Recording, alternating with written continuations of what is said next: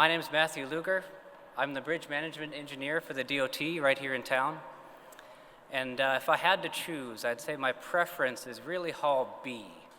There's water in there, coffee. Once in a while, refreshments will show up. But in all honesty, the lights are on. It's great in there.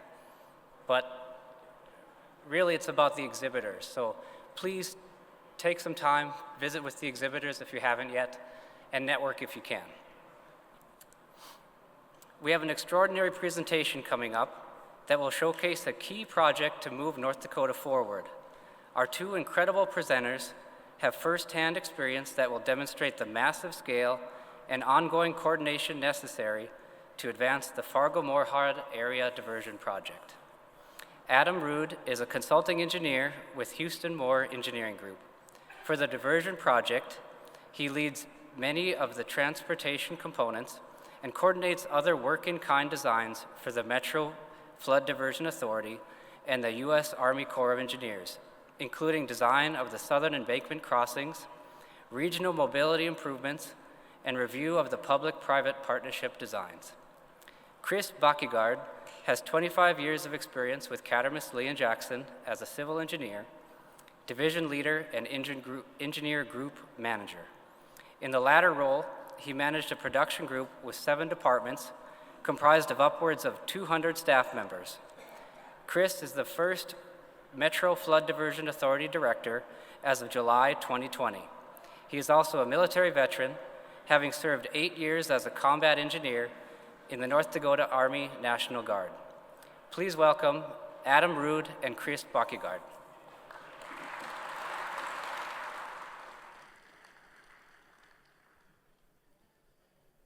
Thanks. We live? All right, thanks for the great introduction. Hopefully we can live up to the magnificent presentation here, but we'll give it a shot. It's been a couple years since we've been here to present, so we'll mostly be giving you guys an update. For those that have been here before, you might see a few familiar slides, but we'll also add some nice construction photos, and we've made some good progress to share with you guys as well. So real quick, this first slide shows just the extents of the project. This is a map that you'll see in our board packets month to month.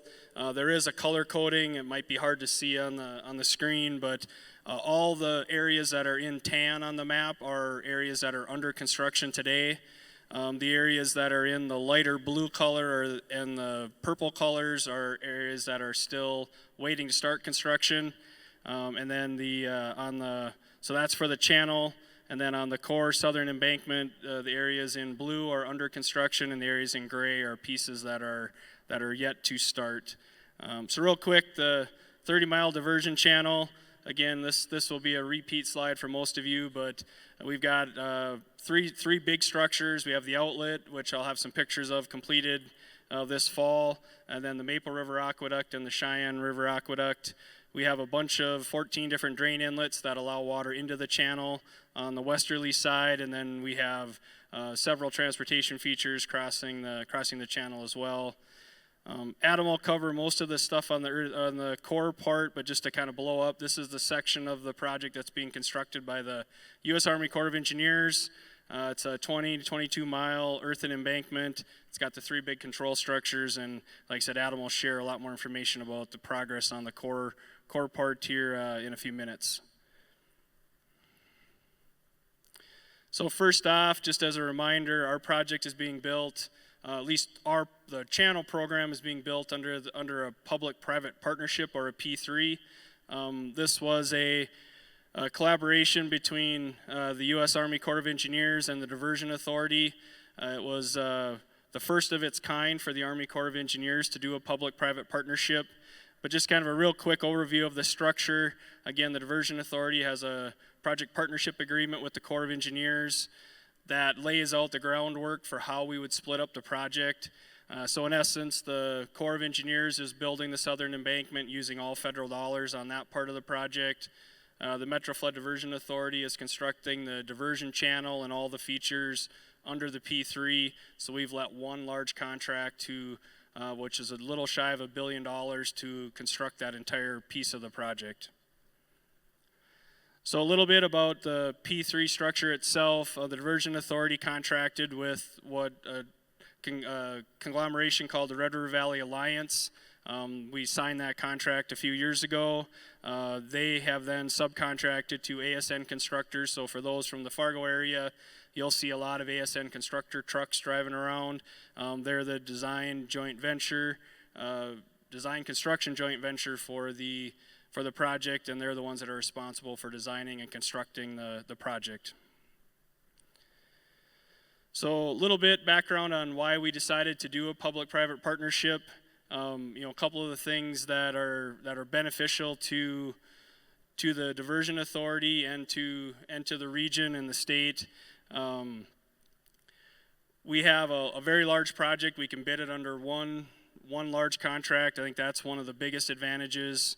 Again, for this project, part of that rationale was the U.S. Army Corps of Engineers was looking for a place to do some pilot projects, and our project was developed enough that it made sense to slide to this, to do the split delivery. It allowed us to access federal funding faster, and then allowed us to also accelerate the design and construction of the project. Probably the biggest benefit to us is we get one large fixed price for both design, construction, and operation and maintenance today, and the developer takes on the risk of escalation, the delays, cost escalation, those types of things. And then them as a private entity hold all the debt, and essentially we make mortgage payments on the construction of the project over a longer course and period of time. So a few more of the benefits of this. One of the biggest ones for the Fargo-Moorhead area is as you'll see on there, the ability to shorten the schedule. This really allowed us, if we would have followed the typical Corps schedule where they were obtaining funding on an annual basis, our best projection is it would have taken us 10 years longer to construct the project. And then over the course of that time, estimated it would have cost us a little shy of another $1 billion to get it built. So those are the two biggest reasons. Obviously for the Fargo-Moorhead area, the ability to get our flood protection in place as quickly as possible just reduces that risk that we would have a large flood while we were still trying to build the project. So a little bit, we're going to talk now about updates on where we are with construction. So again, the stormwater diversion channel, we're moving about 45 million yards of dirt. I got a report this morning that they've eclipsed about 18 million yards of material moved to date. So that puts us at about 40% of the earth moving done. We're probably about 30% of our timeline completed, 35% of our timeline completed. So progress is moving well on the earthwork side of things. I think we got some. So here's a channel section that is mostly complete. This is towards the outlet end up by Argusville, North Dakota. So you'll see in here kind of the main features of the project. On the very outside edges, you have exterior tow drains that collects all the local drainage and then funnels that to either inlets to come into the channel or to legal drains on the protected side that carry the water then further towards the river and interior drainage systems for the protected area. Next, kind of in the gray looking pieces are what we call excavated material berms. That's the excess material from digging the channel that we don't need to use for any parts of the project. So those will be large embankments that'll just sit beside the channel. They'll be there used for recreation in the future, and mostly just there as a placeholder for that material in the future if needed. Next, you hit on the right side of the screen, you'll see there's an embedded levee. That's to protect the interior side. So we have an official levee that we're building, even though the berms will be higher, but we have one that'll be accredited as a part of our project to provide the protection for the interior parts of the project. And then the parts that you see mainly in green is the main channel. That channel sits about 300 feet wide on the bottom and about 600-700 feet wide from edge of berm to edge of berm. And then the wiggling line down the middle is our low flow channel. In part of the project that was built with some sinuosity to allow for natural fish passage. That's in place from the outlet up to The Maple River, that's the furthest upstream where we're required to provide fish passage for the project. So one of the big structures got underway this year, so they've started working on the Maple River Aqueduct. Here's a picture from earlier this year. They've got all the piling driven and they're working on the foundation right now. Again, we'll have about 10,000 cubic yards of concrete in this and about 48,000 lineal feet of piling supporting this structure. Again, overall, the structure length, so from top of screen to bottom of screen is that 250 feet, and then the structure is about 50 feet wide. As you'll see in this drawing here, the diversion channel runs from right to left, and those will pass underneath that structure, more like box culverts. And then the Maple River or the Cheyenne River, in this case is showing the Maple River, will flow across the top of the channel. That allows us to maintain connectivity, allows fish passage and recreation to use the rivers, and also allows the flows to come into town, which was an important feature for the local communities. So this shows a little schematic of how the overall structure works. So the tan area in the middle is the flume. That's what we were just looking at on the previous slide. The blue areas are the connecting channels that pull water from the main existing channel and then reconnect it to the channel on the downstream side. The green area is an emergency spillway. That'll be used to modulate flows so that we can regulate the flow coming into the protected area. That will then, when the water gets high enough, that'll naturally flow into the diversion channel. So all the excess water will be flowed through the channel and downstream, and we can provide then a reasonable amount of flow through town and a flow that won't cause flooding on the interior side of the project. So one of the features that was completed this year is the diversion outlet. That's one of our major hydraulic structures. This was completed in late, well, it'll be completed this year. It's functionally complete now. They have some vegetation and some cleanup work to do.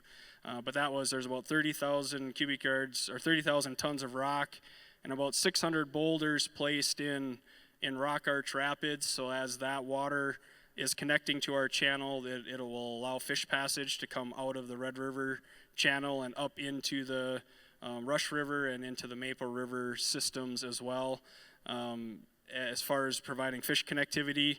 So this is, again, just that interface between the natural Red River and the outlet side of our project.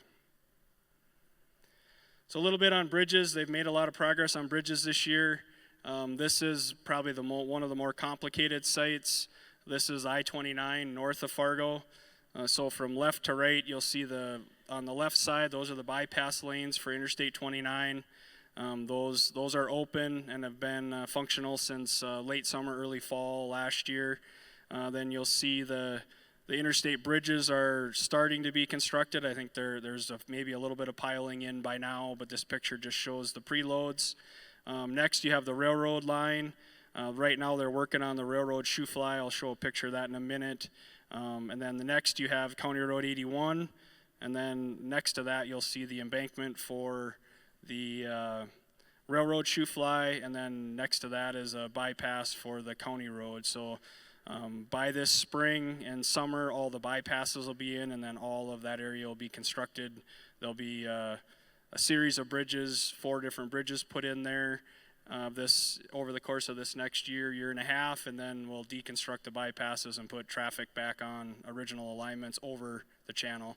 You can see completed channel on both sides, so they've passed this point with the channel. So this creates a plug in our channel for right now until they get that work done. So that's one area that they're pushing hard on to get done, so they can continue to open the channel further upstream and provide drainage through the actual diversion channel itself. So we have bridges in various stages. I'll just show it a few examples here. So we've got some bridges that have just started. This happens to be one on the very south end. You can see the diversion inlet structure in the background. This is our furthest upstream bridge. It carries County Road 17 across the diversion channel. And this one they've just started on this fall, and they've got the preload in, and they'll be working on that bridge throughout this year. We have various stages. Here's a picture showing some piling on one of our crossings. This one happens to be one where we're realigning the county road permanently, so actually the existing road is being used as a bypass right here, and we'll build the bridge perpendicular to the channel and realign the county road to match up to that. We also, with the mild winter, we've had good luck getting substructures done, so there's several bridges that have substructures completed. This is the furthest downstream bridge at a combined crossing that we made for County Roads 4 and 31. They're actually setting girders on this bridge this week, so and they also set bridges on the County Road 32 crossing here in the last few weeks. So we've got up through doing some bridge decking, and we've made a lot of nice progress on the bridge side of things this winter. Unfortunately, I know it's counterintuitive, but we've had such a nice mild winter, but we actually moved less earth through the winter months this year than we did last year, and that's mostly because the weather's actually been just warm enough that the clay stays soft and muddy, and it hampers their ability to actually do their hauling through the winter months because they just can't move, they get stuck. So their ideal operating temperature is about 10-15 degrees, but they actually are able to move more material when it's a little bit colder than the mild temperatures we've had this winter. So we do have 3 railroad crossings as well. This is where they've been working this winter on laying tracks. So it's a picture from this January. They're actually putting the track in for the shoe fly. They'll have all the track, they have all the track laid now, and they're just waiting to do the connections when the weather gets a little bit more conducive for that here this spring. They also are working on the Prosper crossing. This shoe fly is in and functional now, and they've started working on the Prosper Bridge, and then they, right now the BNSF crews are at the KO, the main line, running between Fargo and Bismarck. They're working on the shoe fly for that right now. A couple other feature, I mentioned the drain inlets, so it's just interesting to show this next picture. This is one of the drain inlets that takes water from the west side of the channel through the earthen embankments, so it's a long crossing and then drops the water into the diversion channel on the right. So while you talk about inlets and culverts, there also are pretty substantial structures. We have several that are built in this manner. We also have some open channel with some fixed weirs that are allowing some of the larger drainage channels into the diversion channel as well. Those are just getting started, so I don't have any great construction pictures of those. So with that, I'll turn it over to Adam, and he'll give you guys an update on where the core is at with the southern embankment parts of the project.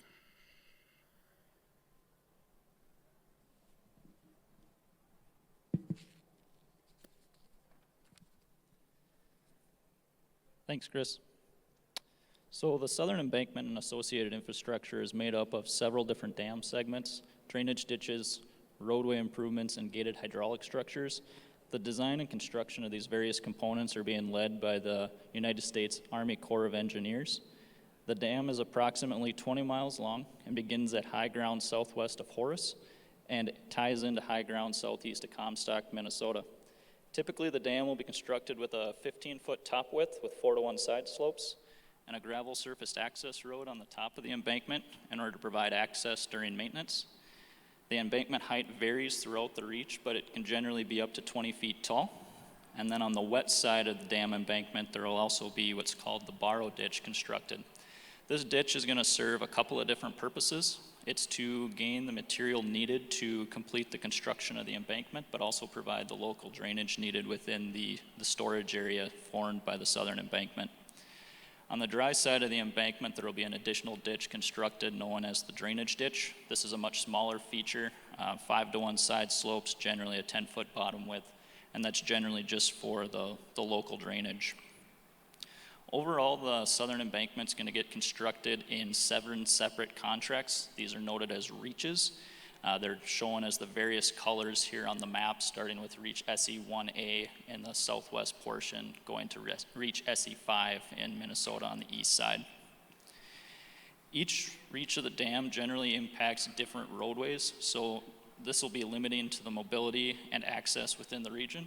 So there's a bunch of different mobility and transportation improvements planned to cross up and over the southern embankment. One of the major county features is the realignment of County Road 16 and 17.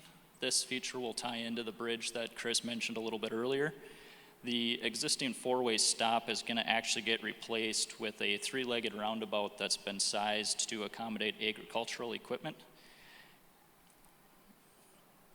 And then the other features included in the southern embankment are the gated control structures. These are located between reaches SE1B and 2A, kind of on the western side there where the black line comes into the figure. This is known as the diversion inlet structure. This structure controls the flows into the diversion channel and controls how much water is being stored while the project is operating. The next control structure is the Wild Rice River structure. This is just west of I-29. And then the last structure is the Red River structure. The diversion inlet structure was started construction in 2017 by Ames Construction. It is nearing completion. It's at 99% complete right now. There's just a few punch list items that are being wrapped up. Overall, the project required 264,000 cubic yards of excavation, over 55,000 lineal feet of piling, almost 12,000 cubic yards of concrete, and 20,000 cubic yards of riprap. The gates that you see there in the picture are 50 feet by 26 feet tall, and the overall project cost was around $46 million. The next structure is the Wild Rice River structure, also being constructed by Ames. This one was started in 2020. It's at 95% complete right now. Just a few punch list items to wrap up there as well. Here there was 420,000 cubic yards of excavation, around 70,000 linear feet of piling, 13,000 cubic yards of concrete, and 14,000 cubic yards of riprap. The two gates that you see in the picture on this one are 40 feet by 40 feet, and the overall project cost is just shy of $60 million. This figure shows a bird's eye view of what's actually happening at the Wild Rice River structure. In the middle of the screen, you can see the structure being constructed. The dark blue lines going to the left and right of the structure are the alignment for the southern embankment. The purple lines represent the borrow ditch. And on the right side there, you can see I-29, some improvements that were made there that I'll be hitting on later. To the right of the structure, you can see how the alignment of the southern embankment is going across the existing channel for the Wild Rice River. As part of the project, that channel was actually cut off and filled, and the river has been rerouted to pass through the structure. The Red River structure is the last and the largest of the three structures. This one is also being constructed by Ames, and they started construction in 2022 with a scheduled completion in March of 2026. Overall, this project will move 1.8 million cubic yards of material, require 87,000 linear feet of piling, 72,000 cubic yards of concrete, and 26,000 cubic yards of riprap. It's a three-gated structure with the gates that are 50 feet wide by 52.5 feet tall, and the anticipated cost for this is just shy of $115 million. The first reach of the southern embankment that was constructed is called Reach SE1A. It's located on the southwest portion of the project.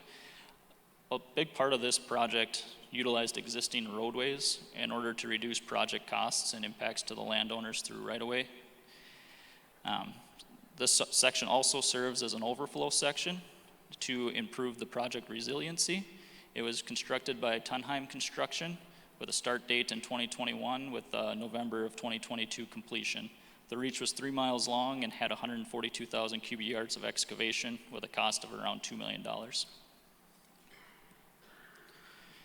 The next phase that's under construction is Reach SE2A, which is being constructed by HB Construction. They started in 2021 with a scheduled completion in 2024.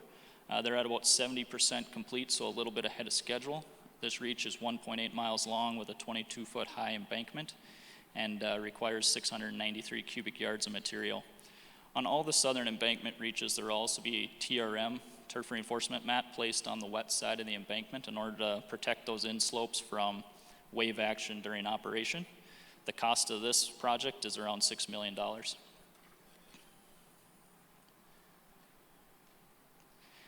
The remaining reaches for the southern embankment have either been bid recently or will be shortly. They're just wrapping up the final design.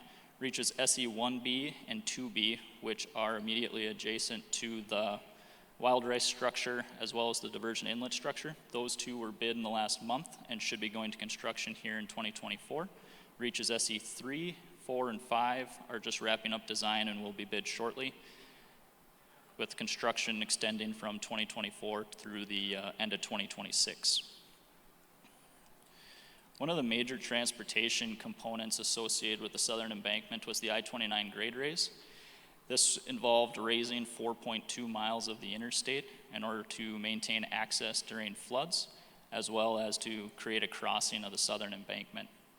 Industrial Builders was the contractor. They started in 2021, and they're scheduled to complete construction here in January 2024. The project is essentially wrapped up. They just have a couple of punch list items to finish up here in the spring. The project used 1.2 million cubic yards of material to raise the interstate, 13,000 feet of piling, 387,000 cubic yards of concrete, and almost 12,000 cubic yards of riprap. Prior to determining what the preferred option was for the I-29 grade raise, several alternatives were considered beginning way back in 2016. Multiple alternatives were developed and coordinated with the North Dakota DOT, Cass County, and the Army Corps of Engineers. The alternatives ranged from a complete realignment of the interstate or reconstruction along the existing realignment. Once it was determined to maintain the existing alignment, a lot of consideration was put into how to handle traffic while the interstate was raised. Multiple bypasses were considered, as well as reconstruction while maintaining traffic on the adjacent lanes. Ultimately, it was decided to construct a 4-lane bypass to the east of the existing roadway. Overall, the final design included permanent reconstruction of approximately 4.2 miles of the interstate in order to raise the roadway above the 500-year flood event while the project is operating. It also crossed over the southern embankment, and at this location, the interstate was raised by approximately 16 feet. Immediately south of the southern embankment, twin 293-foot-long beam bridges were constructed along the northbound and southbound roadways crossing the borrow ditch. And due to the interstate road raise, we also had to raise County Road 18 in order to maintain 16 feet, 6 inches of vertical clearance below the interstate. A project this size, identifying the borrow sites and sequencing of construction was another challenge that we had to look at. We identified 2 potential borrow sites east of I-29. The first borrow source was the future site for the Red River structure. At this location, the I-29 contract actually pre-excavated a portion of the footprint that they needed in order to build their structure. This allowed us to efficiently prep the site for future work and reduce the overall project costs for the southern embankment. The second site is located immediately east of I-29 and is going to be a future widened portion of the borrow channel. By expanding the borrow channel, we were able to get the remaining material we needed, but also maintain positive drainage to avoid the creation of a pond in that area. As both of the borrow sites were located to the east of the bypass, sequencing of the construction was another challenge in order to separate that haul traffic from live traffic as much as possible. This was accomplished by temporarily stockpiling the embankment material needed for the interstate road raise between the existing interstate and the temporary bypass while the bypass was under construction. This photo shows the temporary bypass on the left of the screen, the future embankment material down the middle, and then on the right side was the original interstate alignment, and the contractor was able to access that material without crossing live traffic. As part of that stockpile, we also considered impacts on winter maintenance, so limitations were placed on the height of the stockpile to mitigate snow drifting. This image shows the reconstruction of I-29 looking south from the north end of the reconstruction. On the right side of the photo, you can see the wild rice structure. You can see the mainline bridges constructed over the borrow ditch in the middle. And then on the left side is the larger borrow site that was used to construct the road raise. This area will ultimately be connected to future reaches and drain into the Wild Rice River. This image is from the south end of the reconstruction limits looking north. In the center is a photo of County Road 18 interchange with Oxbow just off the picture to the right. In October of 2023, the mainline reconstruction was completed and the traffic was shifted from the bypass alignment, which you can see with that dark area up towards the upper right of the picture, So the project's at 99% complete and just a few items to wrap up here in the spring. And with that, I'll turn it back over to Kris.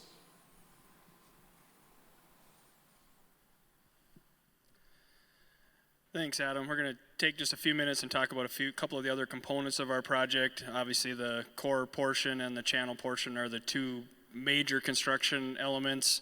A third leg of our project that is vital to our overall operations was the work that the cities have done to protect the in-town, and then there also are some work that we're doing with the counties to protect some areas and make sure we provide reliable access during the operation of our project. So we have, generally speaking, there's about 40 miles of flood wall and levees and about 40 lift stations that are being updated and added or created in the cities of Fargo and Moorhead. You'll see that Fargo is about 85% complete with theirs. They just bid another lift station here in the last, actually 2 lift stations in the last, within the last month, and are working on the last segments of their levee system.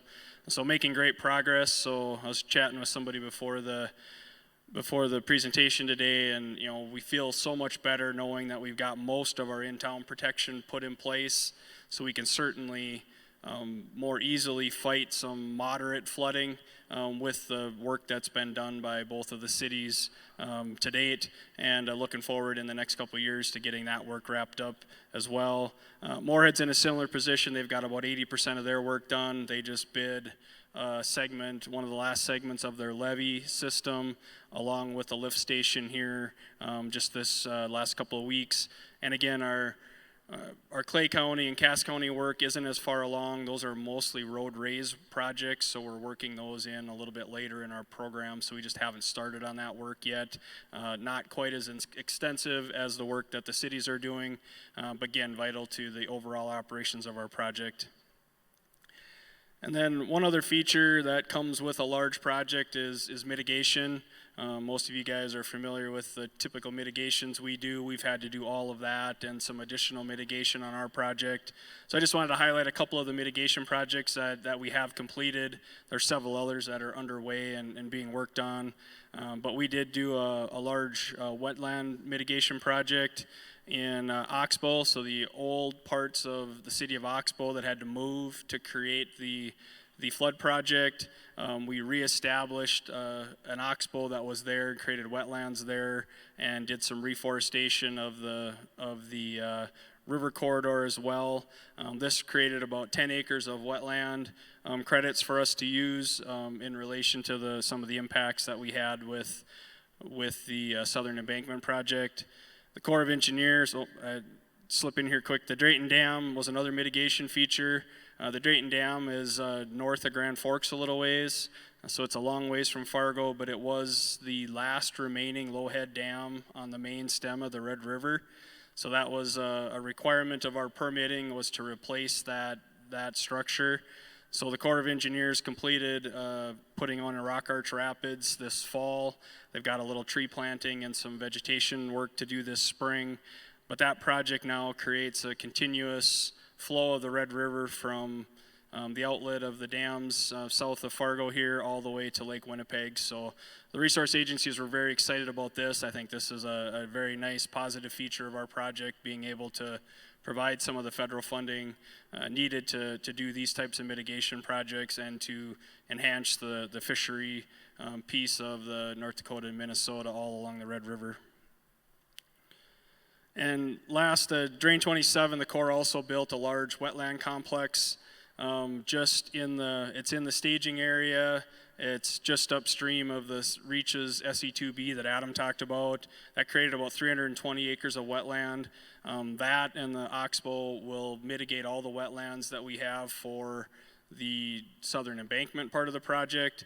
We are self-mitigating the wetlands in the channel, so we're creating about 1,200 acres of wetlands within the diversion channel as a part of our vegetation plan there, and that offsets both the field wetlands and the ditch wetlands that we encountered with the construction of the diversion channel itself.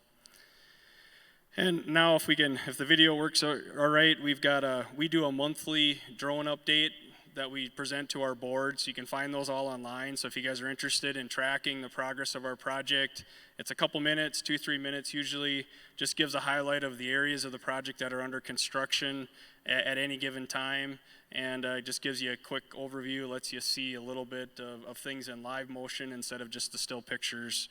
So we'll see if this works. Recent frigid temps have slowed construction on some components, but excavation and other work continues around the clock on the FM Area Diversion project. I'm Tom Fuchs, the Senior Construction Manager for the Metro Flood Diversion Authority, with the latest construction updates. Our drone view starts at the 30-mile stormwater diversion channel, where crews continue to excavate day and night. Work is focused on reaches 4 and 5, which are north and west of the FM Metro. Channel excavation to date has now surpassed 16.3 million cubic yards. For perspective, that's enough material to rebuild the Great Pyramid of Giza 5 more times.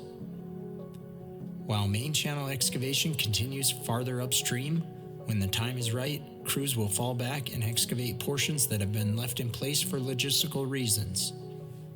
For instance, after completing Drain 29 inlet last month, ASN Constructors is now excavating the channel where Drain 29 formerly crossed the right-of-way. This adds another 1-mile segment of functional channel at its downstream end. Work is also happening south of I-94 at the new Drain 14C inlet. ASN Constructors continues excavating the drain inlet channel, and they recently installed sheet piles, formwork, and rebar for the first concrete placements, which will make up the baffled chute drop structure at the inlet's downstream end. When completed, the new drop structure will dissipate energy and combat erosion as inflows are passed directly from Drain 14 into the stormwater diversion channel. Speaking of concrete work, the first large placement at the Maple River Aqueduct is now complete. About 1,200 cubic yards was placed in late December for the aqueduct's flume and conduit structure footing. The warmer than expected temperatures early this month also allowed work to extend at the Red River structure site, with one more concrete placement of just over 600 cubic yards at the structure's west pier.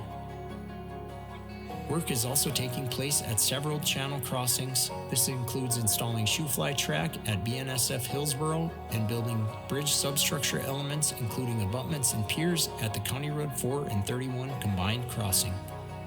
If you'd like to meet some of the people behind this work, sign up for our monthly newsletter, The Diversion Current. So again, that's a monthly update that we do, so if you guys want to follow that, a few tidbits.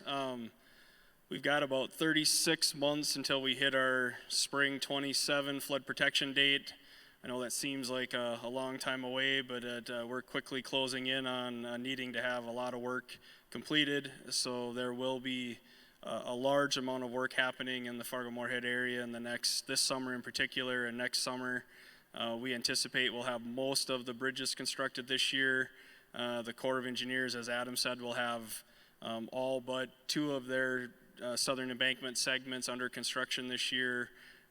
We should complete the inlet structure and the wild rice structure should be fully completed this spring and summer. They're just doing some wrap-up work and a little bit of punch list items on those. Again, so we're making great progress, but there is a tremendous amount of work left to be done to get the project completed.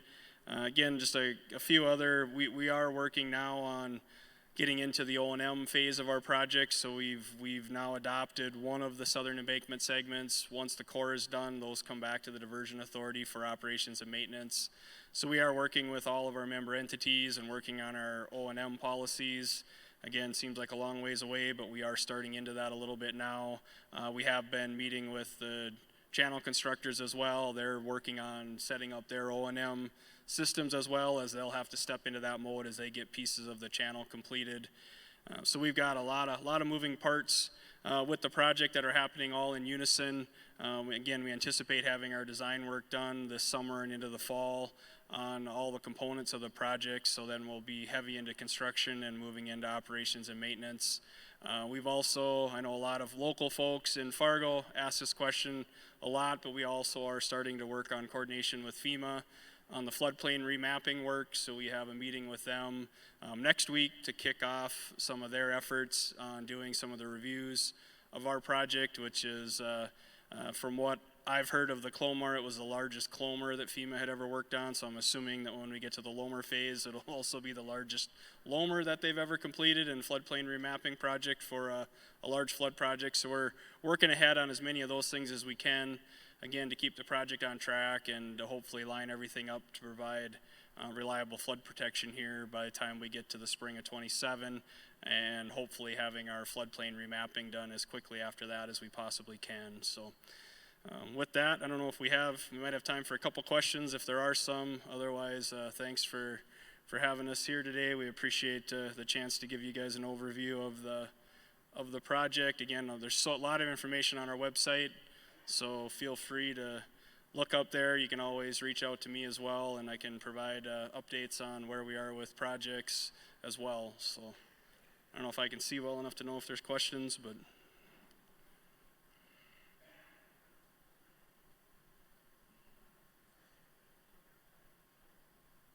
All right.